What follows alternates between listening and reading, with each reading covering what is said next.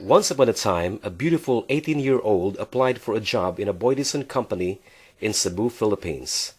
The girl named Debbie met a schoolmate from the university who introduced her to his co-workers at the audit department.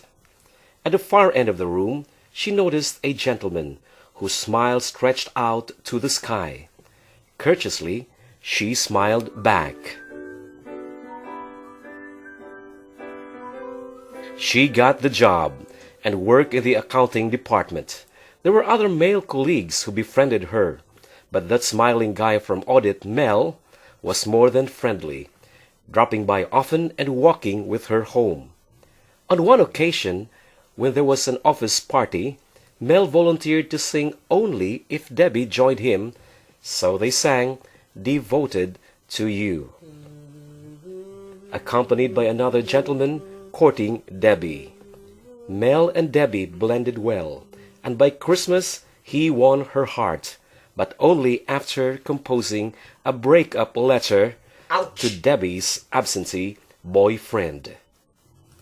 If Mel thought he had caused a broken heart to Debbie's ex that Christmas, he nearly had a heart attack in the new year.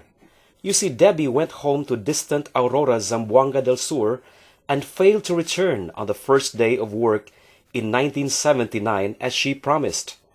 He went hurriedly to accounting, only to be told that it had received a telegram that contained the message, "Cannot report for work. Both stranded, got married." With a face turning as pale as snow, Mel was speechless and emotion-shocked, retreating hurriedly to the audit office. Little did he know that the entry "got married" was inserted by mischievous co-workers.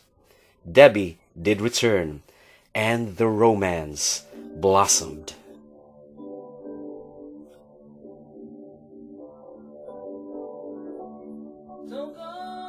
They had their share of misunderstanding, breakup and makeup for 6 years, and of course tons and tons of joy and successes as well.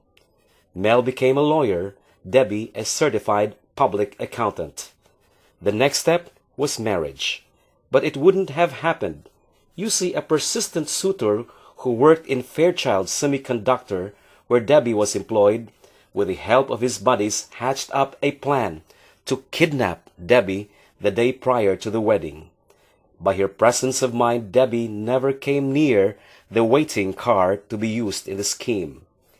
She arrived a bit late in church though, with Mel anxiously waiting, all because she wanted to look perfect as a bride. And she was truly the dream bride for Mel, who was all smiles throughout the ceremony and the reception.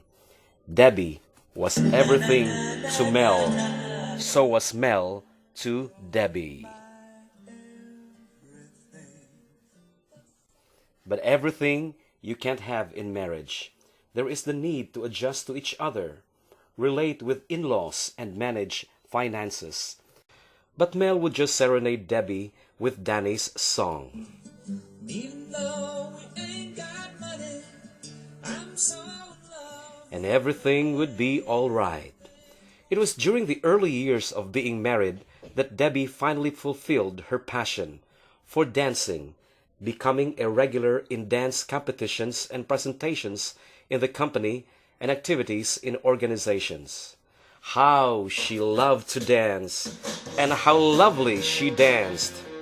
When she was pregnant with her second child, she still participated in a dance presentation, and the baby named Jam seemed to leap as she was born. Jam grew to be a pretty girl, and even won as a best dancer in Latin dance in a major sports competition. The married life of Mel and Debbie is a volume of short stories, but there is one that Debbie would not forget. I went to the United States in 1997.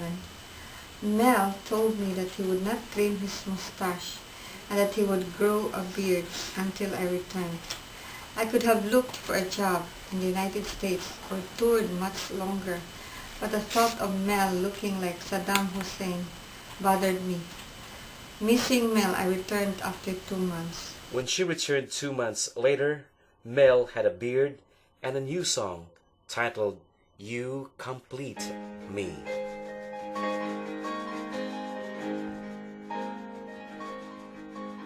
The couple has been blessed with 3 children: Kim the eldest, Jam the dancer, and the youngest Miel. And they've added a son-in-law, Ray, plus a bundle of joy, a grandson, JD. Today, Mel and Debbie have grown stronger in their love for each other, for their family, for their friends, for their God.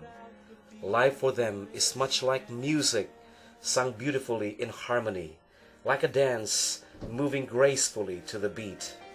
Love at 25, a quarter of a century of meaningful life, of beautiful music, of graceful dance, the love of Mel and Debbie. Without the woman, what is man?